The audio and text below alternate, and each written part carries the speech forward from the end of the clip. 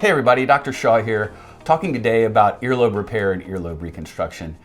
Patients who may have worn heavy earrings or have had children pull on their ears, which can cause a tear in the lower earlobe, or there are also patients who may have gauged their earlobes and really stretched out the skin there, but have decided that that's no longer a part of their personality and who they want to be, and they're seeking to get that fixed. So what we do, that's a really simple procedure that we do right here in the office under local anesthesia. The way it works is we do a little injection anesthesia so that patients don't feel anything during the surgery. And then in essence, what we're doing is reconstructing the lower part of the earlobe. That's called the lobule. So that involves a little bit of cutting of some of the scar tissue or tissue that's there. And then we generally sew that with some dissolvable sutures which go all the way from the back of the ear all the way underneath and around to the front.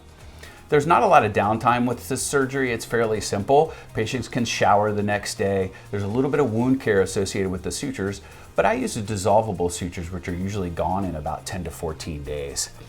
What we do after that point is patients wait about 6 months to fully heal from the procedure, and then they can come back, and if they wish, they can re-pierce their ears. We do that right here in the office under sterile conditions as well.